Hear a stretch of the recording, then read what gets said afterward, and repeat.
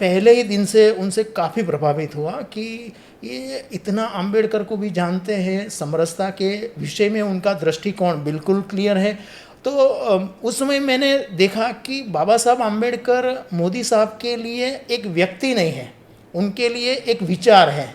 ये बताइए कि जो है ये किताब आपने संपादित की, यह डॉक्टर बाबा साहब आम्बेडकर और व्यक्ति नहीं संकल्प नरेंद्र मोदी, और जिसका संपादन आपने किया, इसमें कई सारी घटनाओं का जिक्र किया है, जिसमें से कुछ के आप विटनेस रहे हैं और कुछ के बारे में आपने रिसर्च किया। जैसे कि यह कई जगह जिक्र आता है कि नरेंद्र मोदी का जो खुद का बाल्यकाल था, जब वो वड़नगर में रहकर पढ़ाई कर रहे थे, उस समय उन्होंने पीला फूल करके एक नाटक उसका मंचन किया था, बल्कि उस को एक तरह से उसका कॉन्सेप्ट भी उनका था। क्या ये मान सकते हैं कि वह नाटक भी जो है वह एक दलित बच्चे और उसकी माँ के संघर्ष को लेकर है, और वो बीमार बच्चा मर भी जाता है। तब से ही यह जो है जो दलित समाज है, ख़ासतौर पे उससे जुड़ी हुई जो समस्याएं हैं, ख़ासतौर पे जो अस्पृश्यता जो लंबे समय तक भारतीय समाज का हिस्सा रही, उसको दूर करने में जो एक तरह से कोशिश जो है वह शुरू कर दी थी उन्होंने।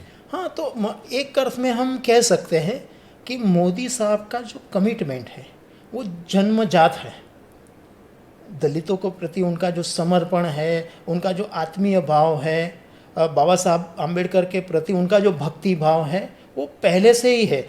तभी तो वो 14-15 वर्ष के थे उस समय उन्होंने ये पीलू फूल करके नाटक लिखा, खुद ने ही लिखा, खुद ने ही उसको मंचन किया।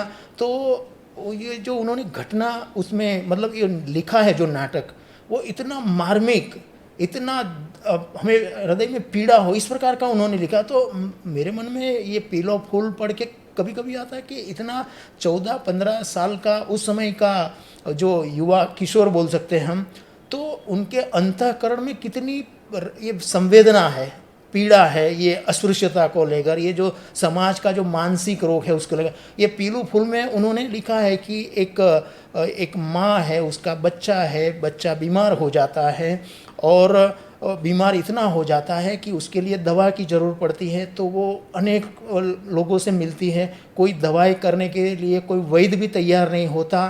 तो कोई उसे कहता है कि आप मंदिर में जाइए, मंदिर में से वो फूल आते हैं, वो अपने बच्चे को सूंघाइए तो वो ठीक हो जाएगा। तो उनको वो मंदिर जाती है तो मंदिर में उनको प्रवेश नहीं मिलता। वो जो महिला है, बहन है, वो दलित है, तो उसे मंदिर में प्रवेश नहीं मिलता, उसे वो फूल भी नहीं मिलता। वो रोती हुई, बिलखती हुई मांगती है फूल, मगर उसे देते नहीं हैं, मंदिर में भी अंदर प्रवेश नहीं होने देता। वो घर आती है तब उसका बच्चा मर गया है।